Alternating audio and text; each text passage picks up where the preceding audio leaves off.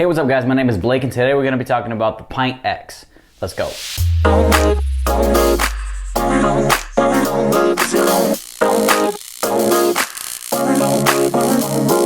Alright guys, so about a month ago, I did a full review on the original Pint and I got it right when it came out. So if you want any information on that at all, make sure you go and check that video out real quick. But the funny thing about that is I literally dropped that video and then a couple weeks later, they released brand new Onewheels. Yeah. So Future Motion had a keynote or whatever you want to call it. They unveiled their brand new Onewheels, and the first one that they revealed was the Pint X. And then the second one was the flagship one, the one that's supposed to replace the XR for the flagship board, and that's the Onewheel GT. For whatever reason, I keep calling it the Pint GT. I have no idea why. But today we're talking about the Pint X. We're going to be comparing it to the original Pint. Now, I don't have a Pint X, didn't buy one, didn't order one, and in fact, I emailed them just to ask if they could send me one so I could test it and then send it back, but they said no.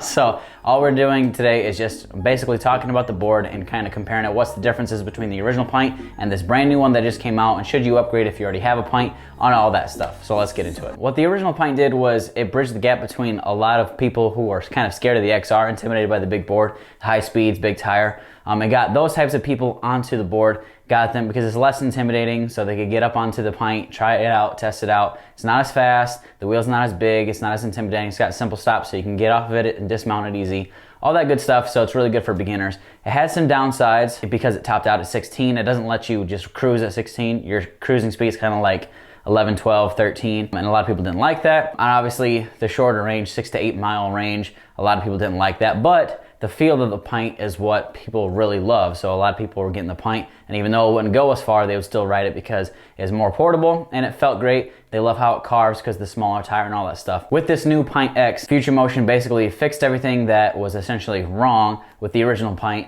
and kept the same exact form factor and just put the XR specs in it. So if you know anything about the XR basically goes like 20 miles. It's like tops out at 19 miles an hour and all that stuff. It's literally almost exactly the same exact specs as the XR, just packed in the Pint body. So this tops out at 18 miles an hour, so it's an extra 2 mile an hour top out speed, but what it does for you is actually, it lets you cruise at a higher speed so you can get places faster, and then it also bumps up the mileage or the range that you're gonna get out of your board. So instead of 6 to 8 miles, it's gonna be closer to that 20 mile range like the XR had. The cool thing about this Pint X is what it does is basically it marries the two worlds between the really cool versatility of the Pint and how nimble it is and how quick it is and how portable it is, and then it also gives you the performance of the XR, so you have basically the best of both worlds in one small compact package, which is very cool because like I said, the XR was the flagship board before, so to be able to get the Pint X at this price point, which is much cheaper than with the XR. The XR was basically, you're spending $2,000 on XR,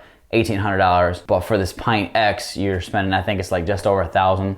The original Pint was $950, so it's really not, I mean, when you're considering all the rest of the boards, it's not that bad, especially for the performance that you're getting for that price. Now, as far as upgrading your Pint, should you upgrade your Pint to a Pint X today? That's up to you. To me, what it comes down to is usage, basically just the usage, honestly. I'm somebody who, I really like the tech, I really like riding it, it's a lot of fun, but I only bought the one board because they're pretty expensive, and so I don't have another one like for my wife and most other people that I know personally don't have a Onewheel.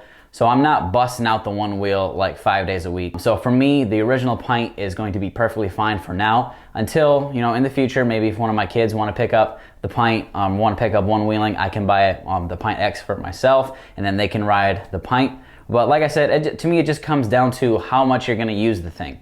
If you're going to buy a Pint right now, today, original Pint, but you are going to be traveling for work or you live in a downtown area, you're going to be traveling to your coffee shops and to your college or wherever else, you probably should just spring for the Pint X just because you're going to get that better performance, more miles, and you're not going to have to charge it as much. And for anybody who saw my Onewheel Pint review about a month ago and bought a Pint off of that, because I know there's some of you guys did, I'm really sorry. I had no idea that they're going to be releasing brand new Onewheels, obviously, but yeah, so that kind of sucks. But there it is, guys. If I missed anything, if you guys have anything, questions, comments, or anything like that at all, please make sure you post the comments down below. I respond to every single comment that I get, and I appreciate you guys liking this video And make sure you share this video too if you know somebody who likes Onewheels or wants to talk about, you know, the brand new ones that came out. They don't know a whole lot about them. Share this video with them. And then if you haven't already, please make sure you subscribe to the channel. We do tons of different tech type of videos and camera stuff and video stuff. So make sure you subscribe to the channel. And I'll see you guys in the next one. See ya.